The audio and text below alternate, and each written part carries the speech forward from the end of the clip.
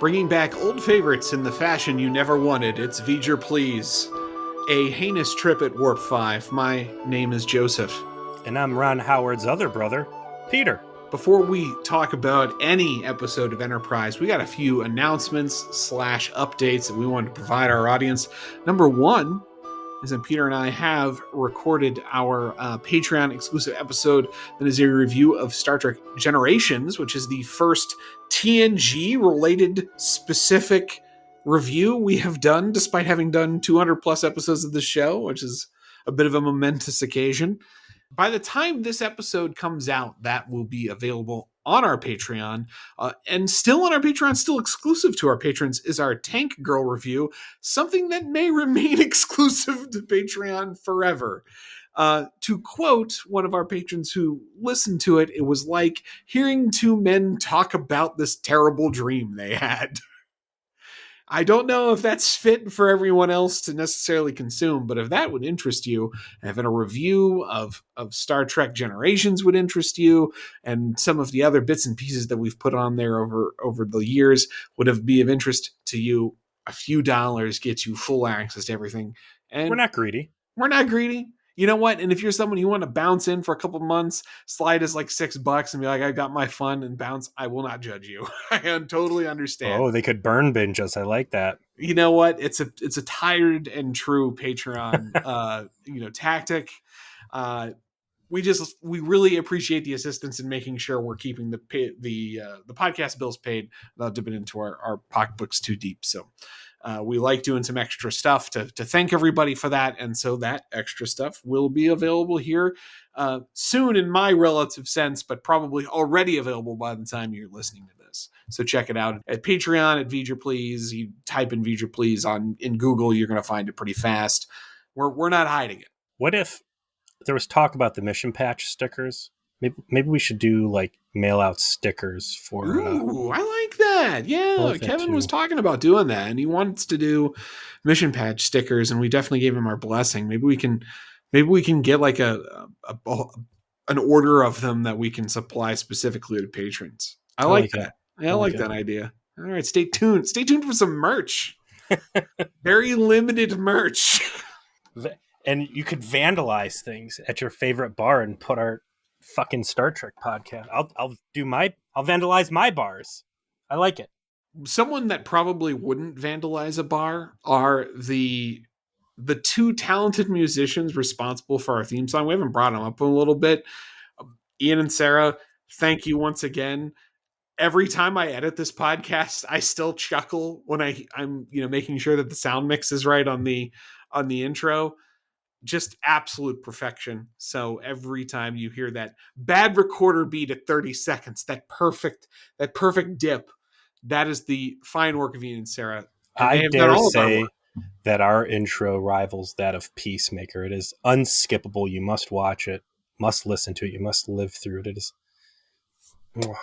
I actually started skipping through Peacemaker's intro after the fourth time, so I would say ours is better. Because you're dead inside and a miserable person. But that's fairly accurate. That's the charm of the show. Fairly accurate. Yeah. And then lastly, I did another review of Strange New Worlds with Jonathan Morris, JK, someone I did some podcasting with a few weeks ago. And just wanted to say shout out thanks to him for having me on. It was a really fun discussion. And you and I are looking forward to having him on our show. We haven't figured out the exact parameters and date yet, but JK does a fantastic Voyager Season 8 audio drama.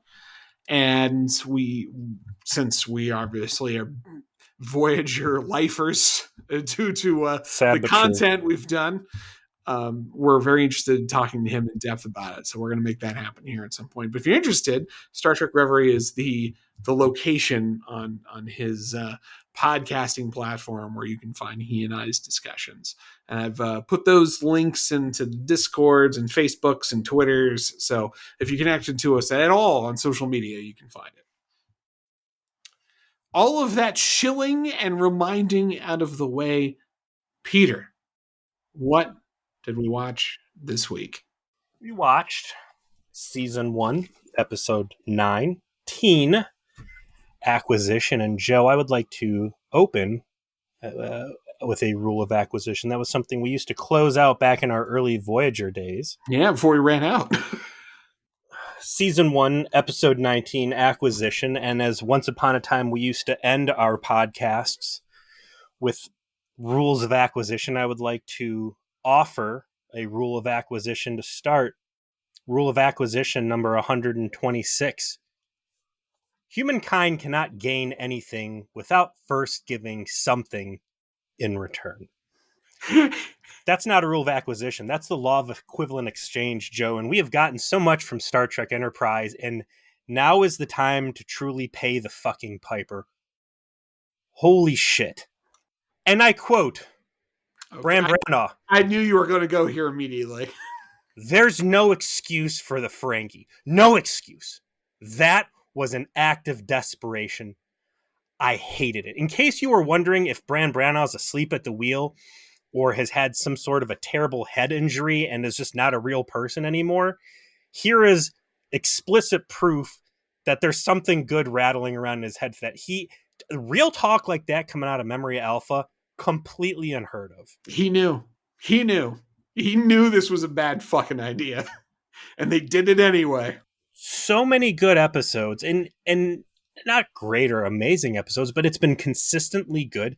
And up to this point, I'd say the low points have been Shuttle Pod 1, which, by the way, is still winning as a bad episode on the Trauma Support Group. Shut up. And then Trip's hand nipple, or wrist nipples, right? Which was hokey, but not It was amusingly bad, but not terrible. Yeah. I think there was another one that I was saying was I didn't really care for either, but they weren't like bad. But this is bad. This is a phenomenon you have never been exposed to. So true diehard, seen it all Trek fans knows exactly what this is. This is a DS9 Ferengi episode. So you may not have ever seen one, Peter, but you may have heard of the infamous DS9 Ferengi episodes and how they are consistently the worst entries of that entire show. They seem out of place. They are this weird attempt at a comic relief that never works no matter how many times they try to do it. And it descends into weird buffoonery to try and make a comedic I thought the Ferengi were good in DS9. I thought that was the whole thing was like Ferengi they are good. But Ferengi episodes is a specific, like capital F, capital E is a trope that developed that fans identified of like, that's a Ferengi episode with the words capitalized. And that is what this is. So Ferengi, Berman era, past next gen. Now, because there was never really a next gen. Season 1 next gen. Like even the Ferengi later on in next gen were like were pretty kind of fucking jokey. Even the battle, they were sort of already bullshit. Now season 1. Ferengi are a great side dish, but you cannot eat mashed potatoes for dinner. That is correct. They have to be a complementary part of the plate. They cannot be the entree. And they fell into that pit repeatedly in DS9. It's obviously this is the only time they're going to fall into this pit in Enterprise. And boy, did they try, man. They got 3 top flight guest stars. What is going on with that too? I mean, you got Clint Howard, which I saw that name flash up on the screen. I was like, what? Jeff Combs in there. Yeah. Ethan Phillips. Yeah. Look at how they massacred my boy, Joe. At least he gets to slap around Trip with the electric whip.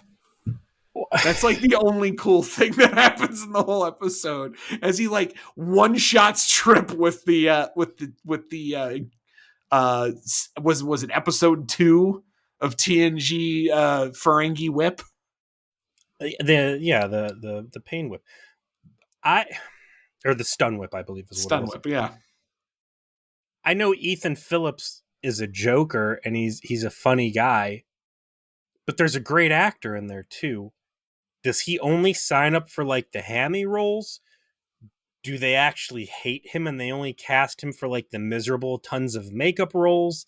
Did they see him in False Prophets as he portrayed the Nagus proxy and they're like, oh my god, he's perfect. We must bring him in for another Ferengi role. Like, Well, he played a Ferengi on TNG. He I played know. Dr. Ferrick, so like he's got a history of playing, and Jeff Combs has a history as well. He played Brunt, who's a Ferengi reoccurring character on DS9. Auditor or something. Yeah, I, why all the serious guest stars roles? You know, oh, my planet's dying.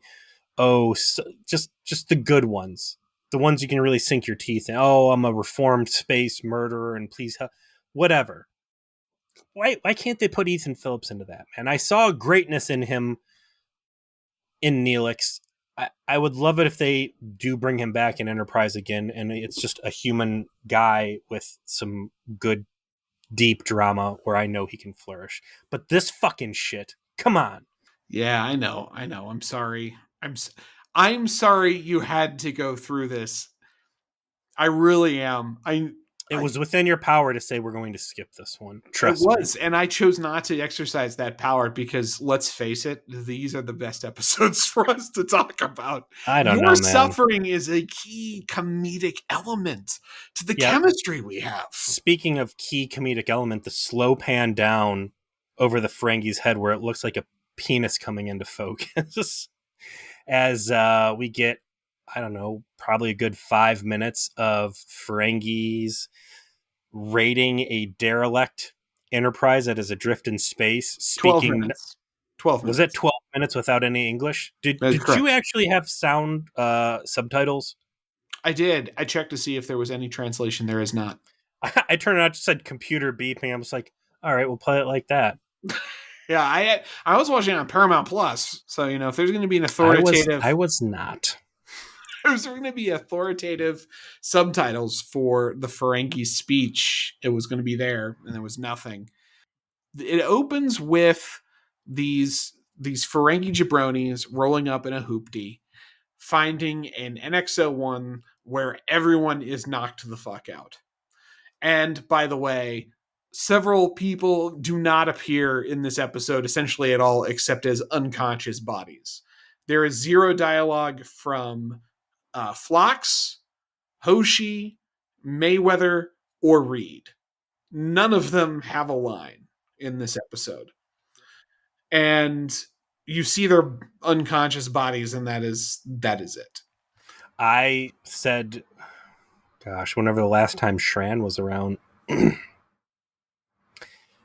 he, Jeff Combs may as well just be a main cast member. This guy is getting Yeah. way more dialogue, way more juicy shit, even if it's fucking stupid slapstick garbage like this, than Mayweather.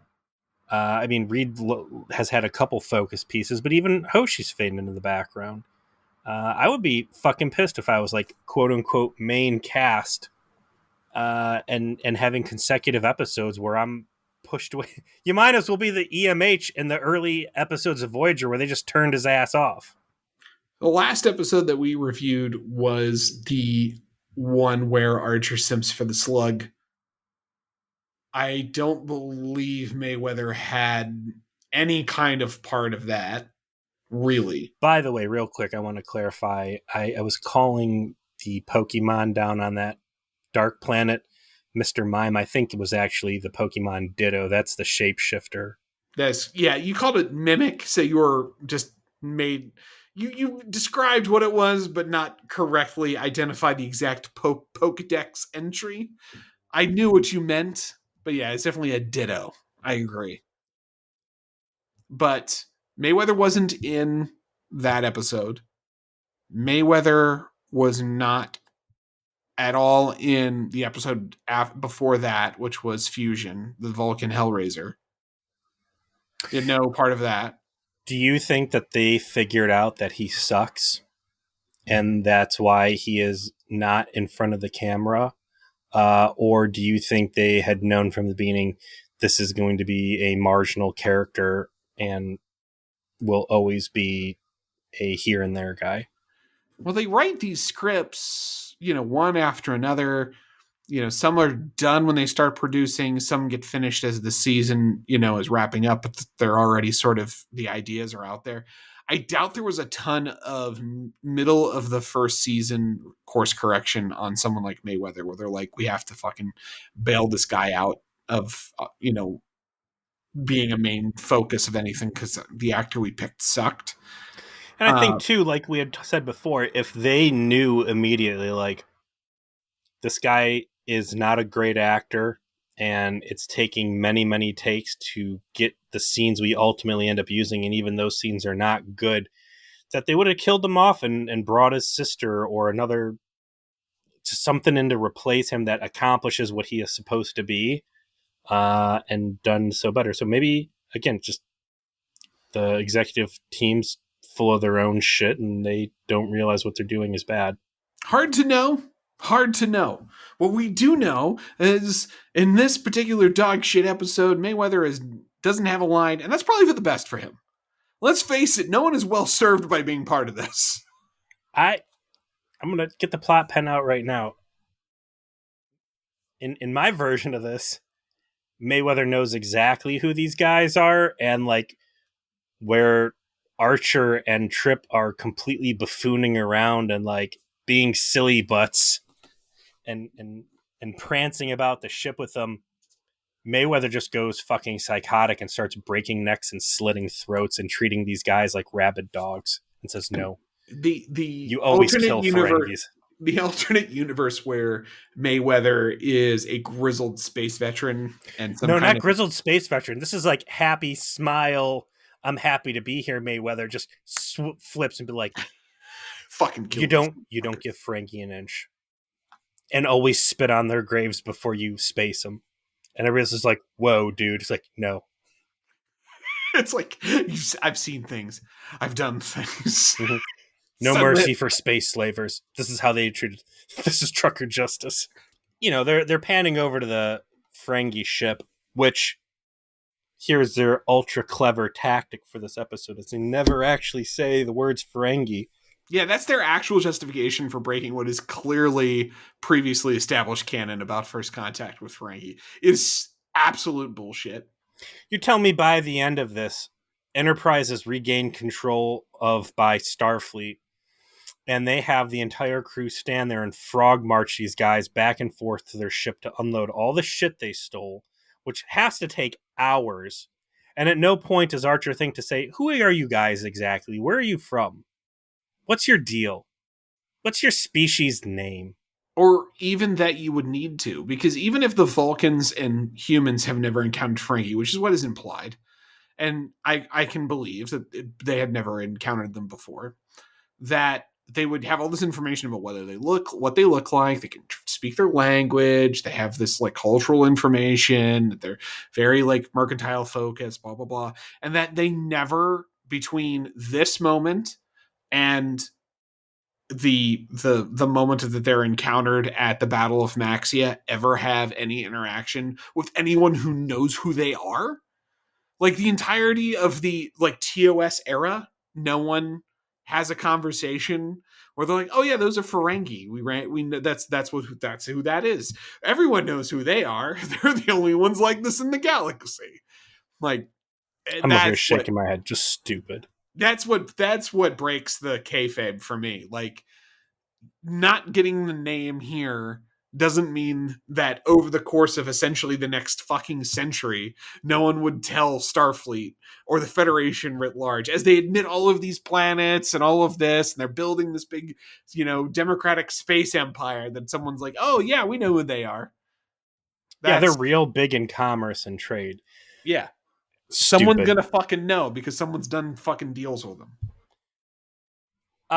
So they're showing the Ferengi ship though, and that was the cool part, was the captain starts talking in Ferengi, and I was like, oh shit, I know this voice. I was so happy for a brief moment before I saw that it was going to be a complete waste of time and running this guy's talent through the fucking mud. But yeah, there's Ethan Phillips, Like a good boy, I watched the intro, atoning punishment for the misuse of bottle episode. I refuse to atone until Jack accepts the role we have put forward to him and judges if it is necessary. I'm like, I understand you decided not to appeal. I'm appealing to the potential Space future Hag. of our fun. Yeah, yeah, the space hag. I am appealing. I am not taking that L. Not yet. I think my the part I hate the most of the intro is where they show the HMS Enterprise on like the screen still. Just such bad editing. I hope they use that intro as like a what not to do in some college class somewhere from a visual standpoint. It certainly scarred enough people who are probably in that line of work that's why you don't see him that bad anymore. Did not Someone made scar Someone made the Daredevil opening after seeing that and be like, I'm going to do the exact fucking opposite. did not scare them into the dangers of space. The next scene we get is the interior shot of the Enterprise airlock, and there's a warning: danger. Airlock opens to space, and this warning label is like, I don't know, the warning label on a box of Twinkies that it's gonna give you diabetes or whatever. It's like a band-aid on the store. I would think that the exterior airlock door should be like hazard orange and yellow and like, I don't Big know, old label that says this goes to the void. skull Like, and crossbones. But again, in Starfleet, it hasn't crossed anybody's mind that, hey, I might get sucked out into space and die. yeah, so it didn't occur to read. So the first act of this is still everyone talking in Ferengi. So there's not a lot to talk about except they're on the ship. Everyone's passed out. Clearly, there's some kind of machine and engineering that seems to be giving off some kind of gas that knocked everybody out. Did That, you know that that the walls of Enterprise are all made out of, I don't know, styrofoam and rubber? And that yeah, for all these people that have fallen asleep mid stride, and everybody's like laying with their head up against what appears to me to look like sharp 90-degree angle steel corners, not a nick, cut, bruise. no one fell into their face first into a fire. No one fell into the warp core. No one fell over a railing. Everyone had a very comfortable place to No take a million little dollar snooze here. babies. Yeah. Not a single broken neck anywhere. Lots of faces in the food. If you love yuck honeymooners style, gosh, no, honeymooners is like way better comedy quality than this. Like, To the I, moon, Alice. I don't know. Maybe we'll just chalk this up to like hee haw grade comedy. Yeah, it's not good. And it's all being done with essentially no dialogue except Trip being by himself in the decon chamber, no one answering his comms, and then opens it up and he's like, going around in his tank top and underwear, doing his best under siege, trying to figure out what's going on. And the In the Ferengis, process, not trying to wake a single fucking person up. He checks a few pulses, but he doesn't even like give him the cursory shake, like, hey, wake up. doesn't try. No, you're right. He doesn't like throw cold water on someone. There's no process of elimination of like, can I actually awaken these people? He No just smelling immediately salts. assumes that there is some sort of medical thing that has occurred that has knocked everyone out. And also, what is not explained is that apparently this gas, the moment they turn it off, it apparently evaporates entirely from Enterprise because Trip comes out and is unaffected. They take their little respirators off Yeah. and they're immediately unaffected. And they begin stealing everything in the ship that is not bolted down, but is No, even stuff that's bolted down, like the chair in front of the con. that shit. I enjoy when I get to see the things people are sitting on, like what Paris was actually sitting on at the helm for Voyager. The one for Enterprise looks miserable. It is the cheapest, shittiest office chair you can buy from Staples. Right, the one that doesn't have real thing to sit on, it's just a Yeah, stretched piece of mesh. yeah, it's just mesh. That's ugh. You But buy then the it's on, chairs when you hate your employees. and then I've bought many of those chairs. Yeah, I figured. And then it's like got this terrible track it's on, like a dog leash almost. Mm-hmm. So and all the other shit around. And yeah, the Ferengis take the time to steal a fucking chair. The dedication plaque, bad torpedoes, random like shit they find laying around sick bay. Pieces of pie that they just throw into a bag. And if it was a one here and there gag, that'd be one thing, but it's minutes. It's fucking minutes of this. They throw all those like biosamples tubes into the bag, and it's like, bro, Phlox does some real gross shit. You might have just gotten that like fucking genetic disease he refused to cure, for all you fucking know. Like, that seems like a real wild choice. Here's how you pay this one off. For whatever clown episode this is, like next season, these Ferengi got to come back over and they're just covered in a fucking plague, and they're like, what did you do to us? And they find out that while hear they're them refer to the Dear Doctor episode in the dialogue? Vulcans, yeah. The do I look like a Menk or whatever? And that was the cool part of that episode was that Ferengi had made contact. That just lends further credence. It's ridiculous that nobody knows who these guys are. All the time they spent with the Vulcarians in Dear Doctor, and no, for the Starfleet vessel out there trying to catalog new experiences, new alien races, and explore, 2 consecutive misses on these guys. And I get why they had to do it, but it's still just stupid to watch. Just like the rest of this episode was stupid to watch. So yeah, they're throwing fucking punch and pie in there. Eventually we get to them taking Archer and waking him up with a hypo spray and doing the whole universal translator thing so that eventually we can have dialogue in our episode. Now you're skipping over the obligatory moment where T'Pol gets like handled. Sexually abused. Dude, I'm fucking mildly sexually abused. It's not an episode of Enterprise unless someone does something mildly, livacious towards fucking T'Pol. We're in episode 19 of season 1, and I'm already at my fucking wit's end. I was listening to our episode that aired yesterday, which was the Vulcan Hellraisers, and just our comparison of 7 of 9 to T'Pol. It's just her constant victimization here. They find the Ferengi find her passed out. Ooh, gosh, wow! Like they grab her, lift her up basically by the boobs, drag her over to this like to be enslaved pile. And I would say a solid 1/5 to 1/4 of this episode is them touching her ears and sweating after her hard. I'm over it. It's definitely getting to the point where it's just gross. Like, let's be perfectly blunt here. You and I are not exactly the most stringent operators in the space of, thou shalt not sin against the public morality.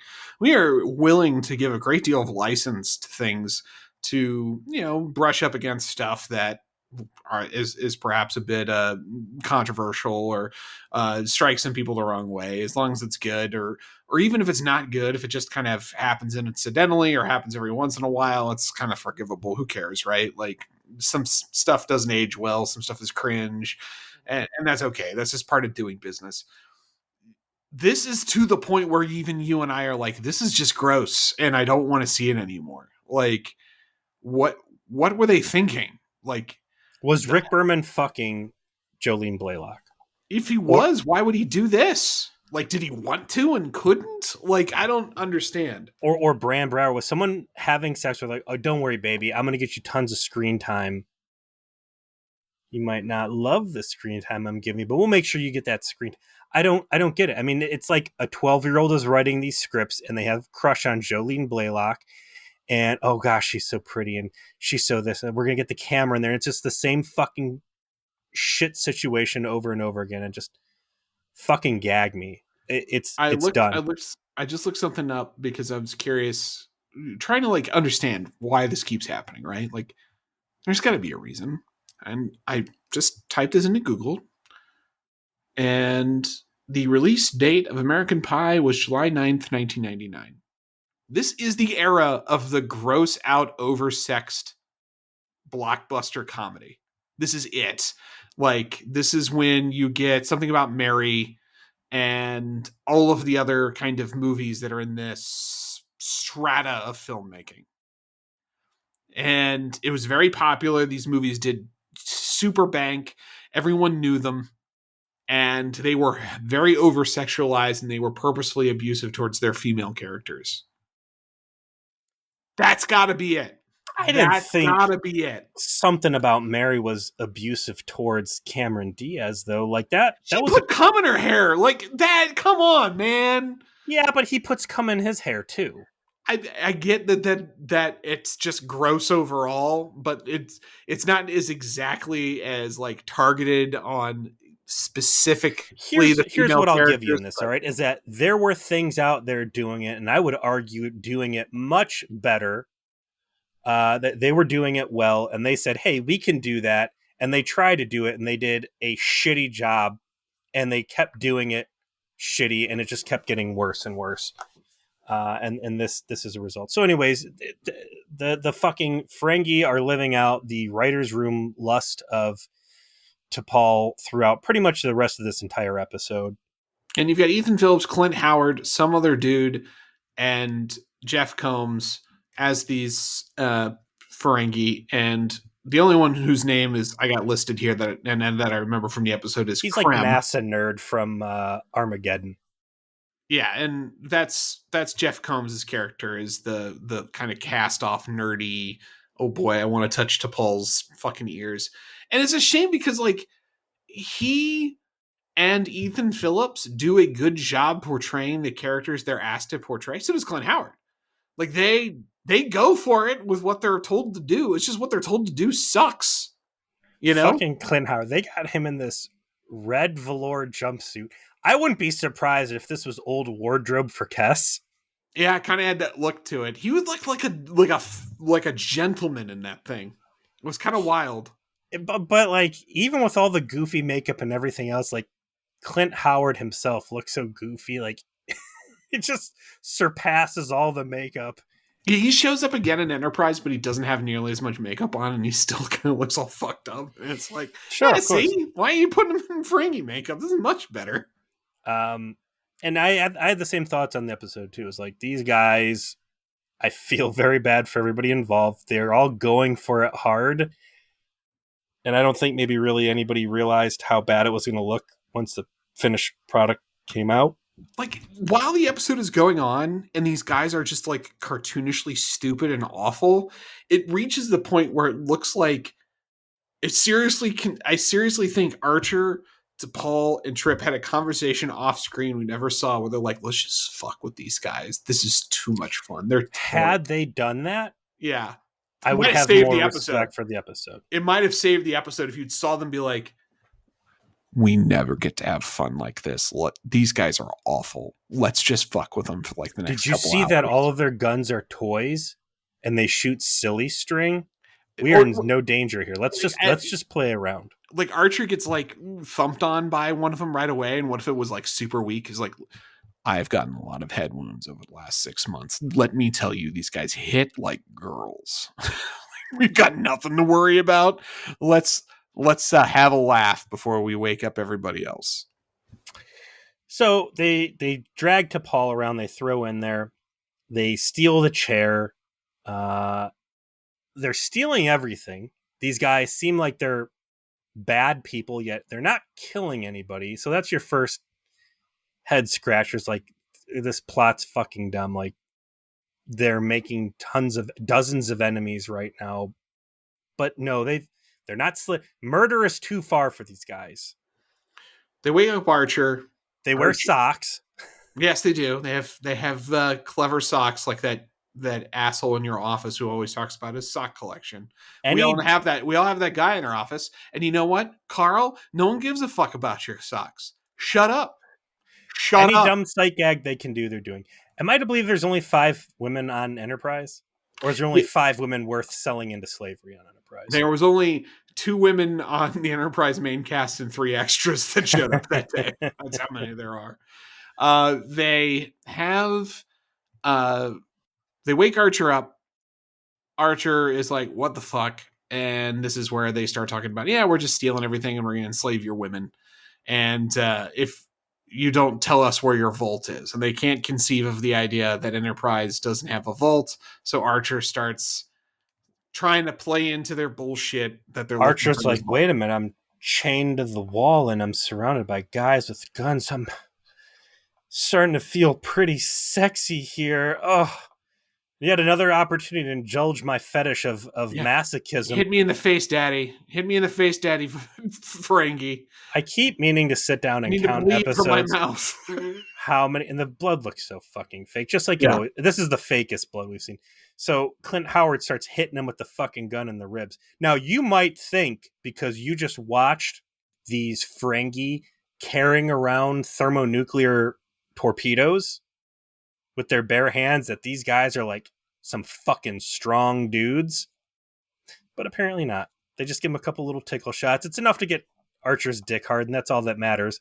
We're able to chalk this up as another Archer gets hit episode, and we need to actually lock down what the count of times he's gotten. I was thinking about in the car. Enterprise is shuttlecraft accident is Archer's head wounds. It's test whatever. We got to count them up.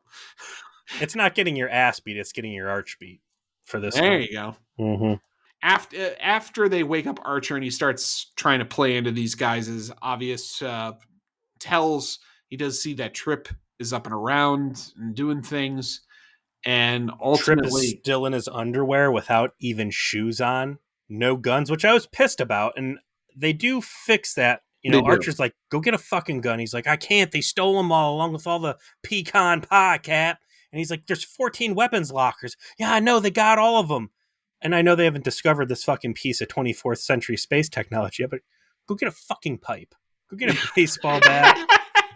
Have you seen these guys' craniums? It is obviously ripe for a concussion. Just give it to them. Go get a fork out of the mess hall. Just anything. Get a pipe.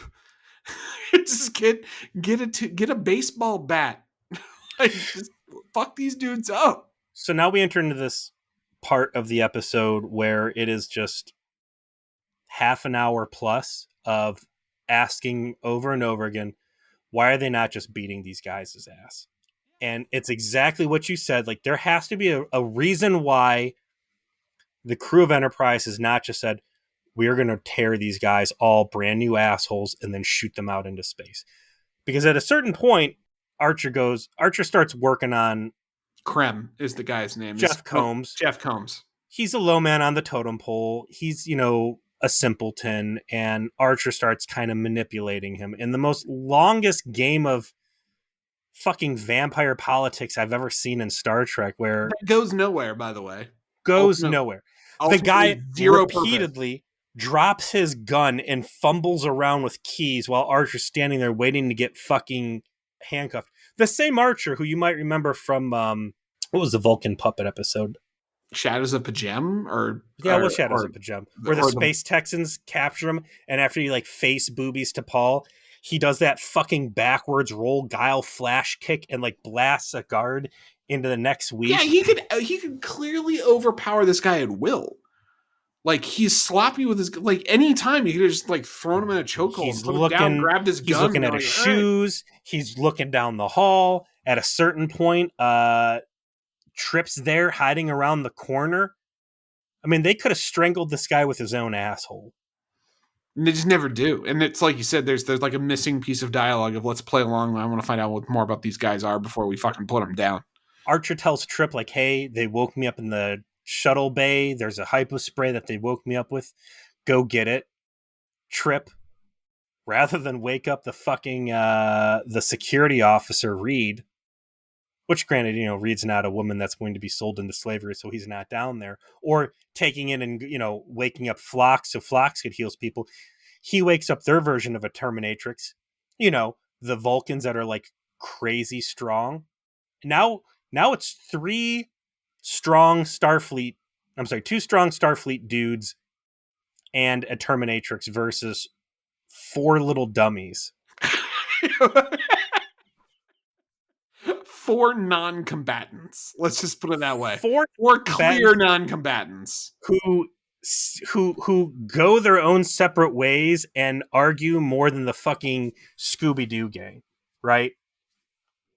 It would have been a 3v1 and then 3v3 easy. it's an ask of that's a suspension of disbelief that they want me to fucking buy here. You show me how good these guys can fist fight Klingons and space Texans and everything else, and then you get these clowns, and it is false prophets all over again, where you're asking me to believe that they don't just wipe the fucking floor with these guys who have enslaved their entire crew and have like really bad plans for them. Why? Who in the writers room, who in the executive design office is like, these things are hilarious, trust me guys, the crowds love them, they're the best, just keep pumping these fucking clown episodes out no matter what the reviews say, because trust me, it's a winning formula. I don't know. And that is the biggest mystery to me. Like, yeah, this episode sucks because it's a Ferengi episode. Why the fuck did they think that this was a good idea? Not just because it breaks the continuity, which is already enough of a problem. Like a super firmly established within Berman era Trek continuity. If this is not like breaking something that occurred in TOS, which I think is far more forgivable and reasonable and necessary at times, because none of that was created with the intention that it was going to be part of a larger universe. So, like, by the, Strange New Worlds tends to bump up against that stuff now and again, and they do a pretty good job of massaging it such that they can tell the story they want without creating too much of an issue with what came before, right? Because I think that's the right way to handle that, but they don't allow themselves to be chained to it like it's the absolute gospel. This, Berman, you fucking did this. Well, I mean, I guess technically that was still Gene Roddenberry, but like, you were there. Like, this occurred on TNG. There's very firmly established, like, that was first contact with the Ferengi. When we know the first time that they were met, it was not here, and you decide to do it, and you provide yourself the thinnest possible cover for doing so. And instead of having a good episode that makes it so that it's worthwhile to go through breaking that, some urgent story and great actors that you want to bring together that requires you to use Ferengi, some fantastic idea. Instead, it's the buffoonish comedy hour where you have 3 A+ guest stars trying the hardest they possibly can to play the worst possible characters, while half of your main cast isn't even in the episode, and the other half just seems to be fucking around for fun without actually even establishing that that's what they're doing. And this isn't some throwaway script that some no-name did. I mean, this is Rick Berman and Bran Bragg writing this. This episode is so bad, I'm amazed it is not directed by LeVar Burton. That truly is a perfect way to encapsulate how bad it is. I want to jump back to that. LeVar level bad. Like, normally this would be a turkey that they would dump on him. Jumping back to that quote I opened up with, Berman, there is no excuse for the Ferengi, no excuse. This was an act of desperation. I hate it. It's got to be Berman pushing these fucking episodes. It has to be. If this is spanning, or the studio, Deep Space Nine, it's the studio saying you got to do more things than we know. You put Ferengi in it. Like, this is why they went so hard on the Klingon stuff in episode 1. Remember, like, we got to make sure that shit people know. Yeah, but it's shitty though. It's not even good. Yeah. Nobody's asking for these fucking episodes. I've never seen someone be like, man, my favorite episodes are False Prophets, Acquisition, and then some fucking DS9 episodes. Prophet and Lace, yeah. Some DS9 episode, yeah. It's got to be Berman. For Bran Bragg to be like, this fucking sucked and it was a big mistake. Quote, I hated it. It's got to be Berman. So, yeah, Archer and Trip and T'Pol. Yeah, they'll basically run little separate ops to fuck with these guys. You see Trip early on set up like this lock outside of... It was the big woo-woo, uh-oh, foreboding feeling lock they put on Daniel's quarters after he got time fragged. That is correct. And there's like a setup that they do where he and Trip have an argument, and like T'Pol's like fucking with them, like taking their shit and making them argue with each other. And like T'Pol eventually like ear masturbates Jeffrey Combs before... That was the worst part of this episode. And it was hard to pick an exact worst part, but like when he's like, I'm a simpleton, jack me off. And again, knowing the entire time, she could have just walked through all four of these guys on her own, just fucking popped them on the neck. Boom, boom, boom, boom, boom. This isn't the first time we've seen her neck pinch someone, right? No, honestly, I don't remember. I don't remember if No, she did it to Mayweather back on Reefer Madness Planet. that's right. Yes, I'm looking up to see when um the first time she does it on Enterprise. Yep, that was it. It was Reefer Madness Planet. She may as well just be drunk in this episode. The way she acts is so off character and silly. They should have made her sick with something and not in the right headspace. So yeah, he's like, "Oh baby, jerk off my ears, you're so hot." And then she plays along for a while, really leans into this whole like sex slave, get me off of this ship, they're so mean, please.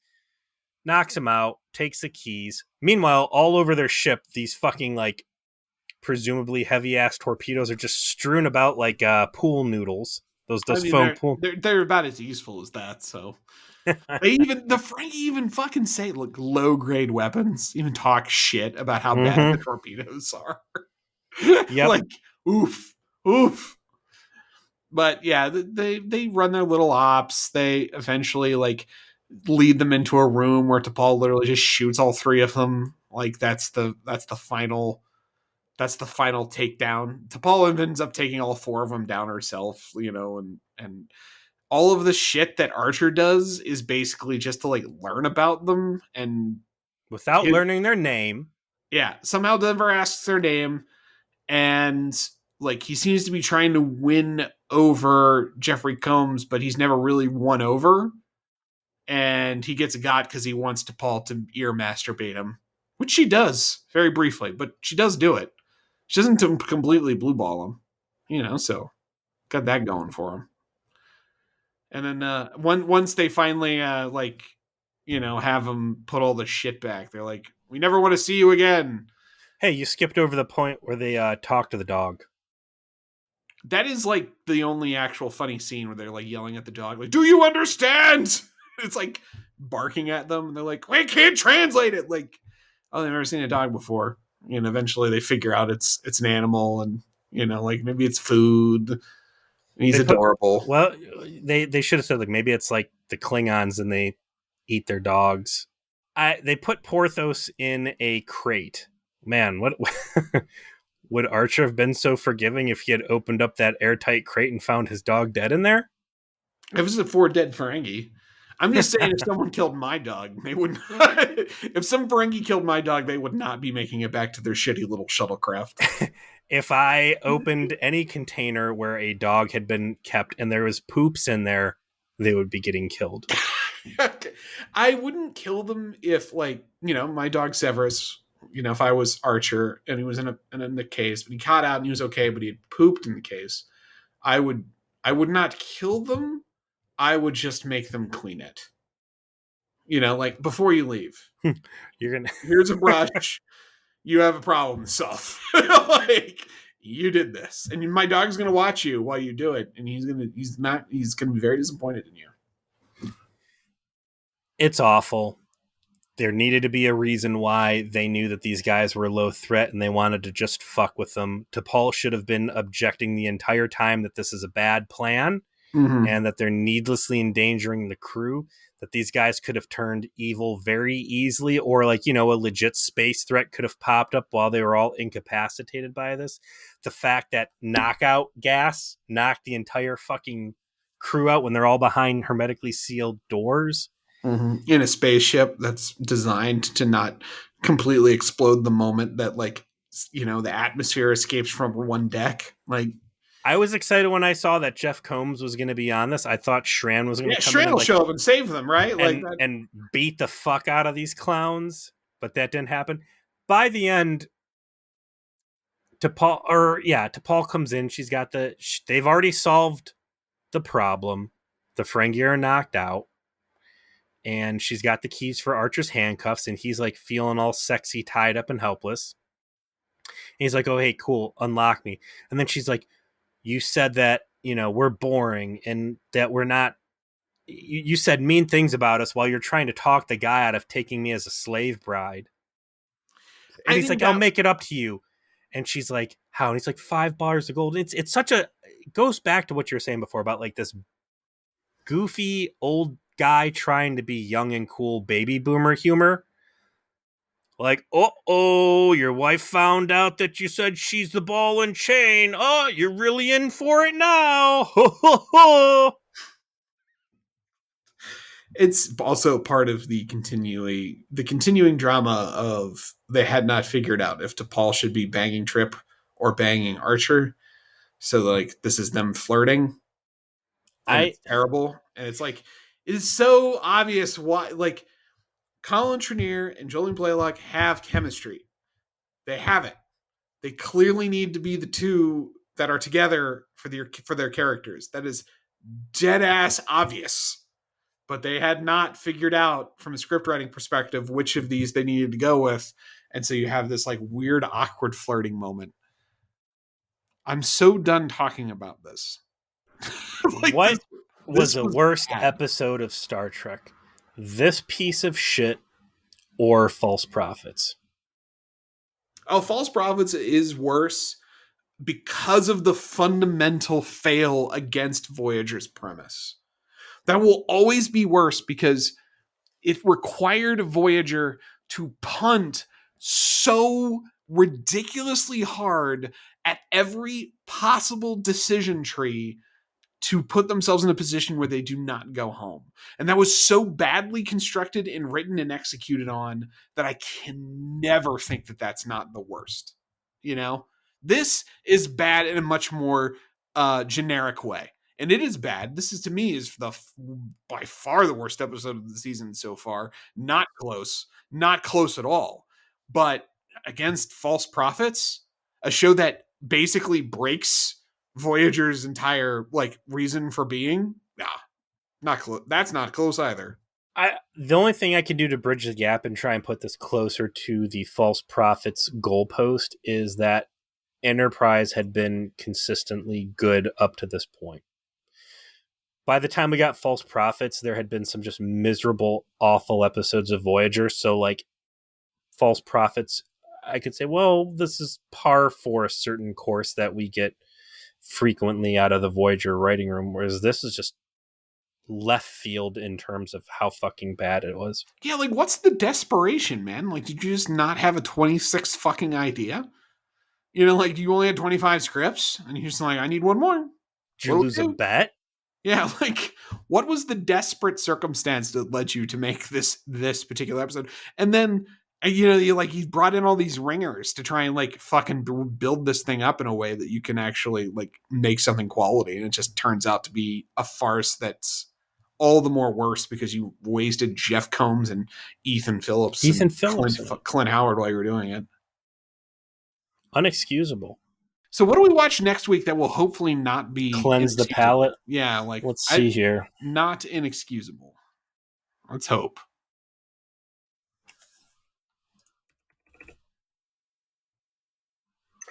We're going into season 1, episode 20, Oasis, and there is a blonde lady who might be Kess. I don't know if we just had Ethan Phillips. She's talking to Trip while exploring a crashed vessel on a desolate planet. The Enterprise crew is haunted by some ghostly figures, and they encounter an alien race that has survived despite insurmountable odds. Trip helps repair their derelict vessel and is befriended by Liana, an attractive humanoid alien who develops feelings for him. Never befriending the ugly humanoid alien females, I notice. Yeah, that's not how they roll here.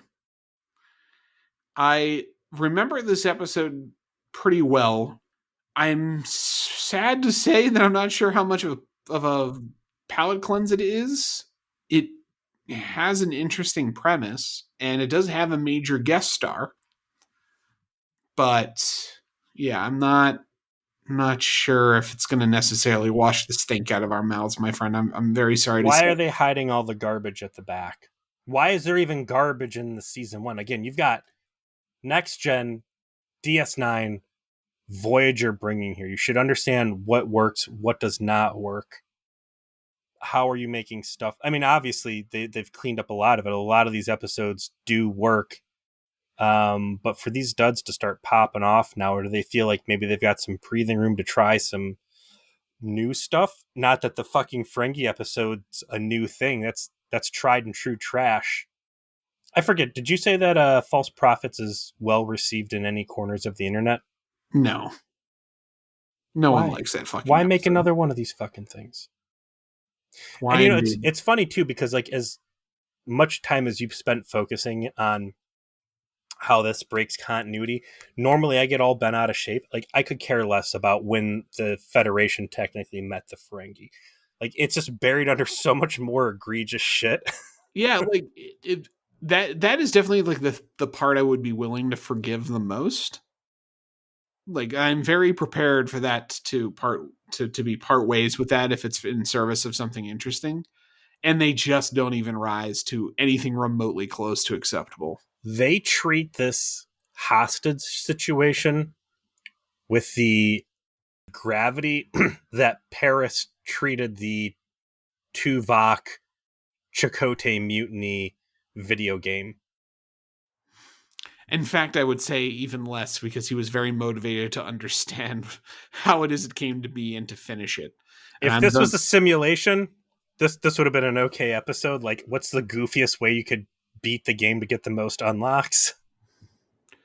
well, hopefully we can find a way past this garbage and into greatness next week. Thank you so much to everyone for listening to Vija Please. And if you can, check out our Patreon if that is of interest to you. As I said, some exclusive episodes that are up there for your enjoyment, should you desire to join us there. And if not, no big deal. You know what? You can help us out by sharing or reviewing the podcast on whatever platform you listen to your shows. Thanks so much. See you next week.